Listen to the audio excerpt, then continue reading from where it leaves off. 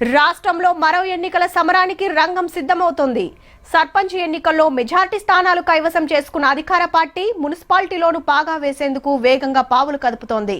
అటు బీఆర్ఎస్ సైతం పురపోరులో ఆధిక్యం కనబరిచేందుకు వ్యూహాలు పన్నుతోంది.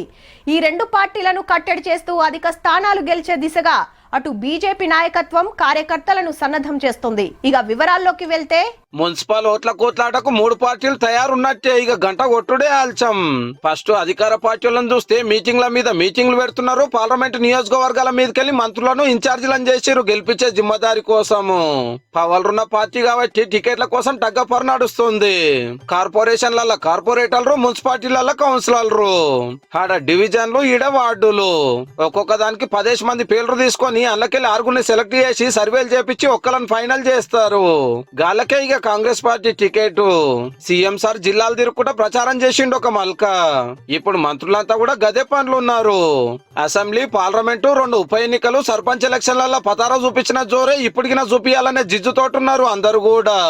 మనం సన్న బియ్యం ఇస్తున్నాము. 10 సంవత్సరాలు రేషన్ కార్డు టిఆర్ఎస్ ప్రభుత్వం ఇవ్వలేదు, కానీ మనం రేషన్ కార్డ్స్ కూడా ఇవ్వడం జరిగింది. మనమే ఇందిరమ్మ ఇల్లులు కనబడుతున్నాయి కట్టుకొని, చాలా బాగున్నాయి. మొన్న సర్పంచ్ ఎలక్షన్ లో గెలిచినాము. సో ఇప్పుడు మున్సిపల్ ఎలక్షన్ కష్టమా మనకు? ఇక బీఆర్ఎస్ పార్టీలను తీసుకుంటే సర్పంచ్లకు సన్మానం పేరు మీద అటు రామన్న, ఇటు హరీష్ రావు సారు జిల్లాల బాట పట్టి సర్కారు పబ్లిక్ తిప్పలు చూస్తలేరని, హామీలు అమల్లో పెడతలేరని, తెలంగాణ తెలుగు చేస్తున్నారని ఎన్నో చెప్తున్నారు. ఎట్లనన్నా చేసి ఎక్కువ సీట్లు గెలవాలని మాజీ మంత్రులు, సీనియర్లకు బరువెత్తింది పార్టీ. ఎలక్షన్ డేట్ రాగానే బస్తీల బాట పడతారట.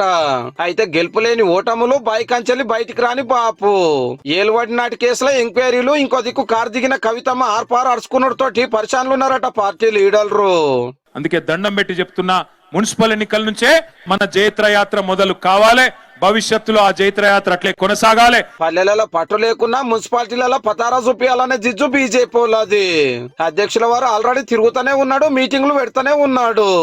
మన కాడ ఎలక్షన్ ఇన్ఛార్జ్ గా మహారాష్ట్ర మంత్రిని పెట్టి కథ నడిపిస్తున్నారు. ఈ రోజు పోటీ కేవలం కాంగ్రెస్, భారతీయ జనతా పార్టీ మధ్యనే ఉన్నది. బీఆర్ఎస్ పార్టీ ఎక్కడ కూడా రంగంలో లేదు. త్వరలోనే బీఆర్ఎస్ పార్టీ ముక్కలు అవడం ఖాయం అనేది విషయాన్ని కూడా మనం గుర్తుపెట్టుకోవాలి మిత్రులు. మరి మీ సంగతి ఏందక్క, ఏడేడ పోటీ చేస్తున్నారని కవితక్కని అడిగితే, మేము ఇంకా ఫుల్ ఫ్లెజ్డ్ పొలిటికల్ పార్టీ కాలేదు, ఎన్నికల్లో పోటీ చేసే పరిస్థితి లేదు. ఇయాల్టికైతే గింతే, మళ్ళొకనాడు మళ్ళా చెప్పుకుందాము. ఈ గుంటాం మరి.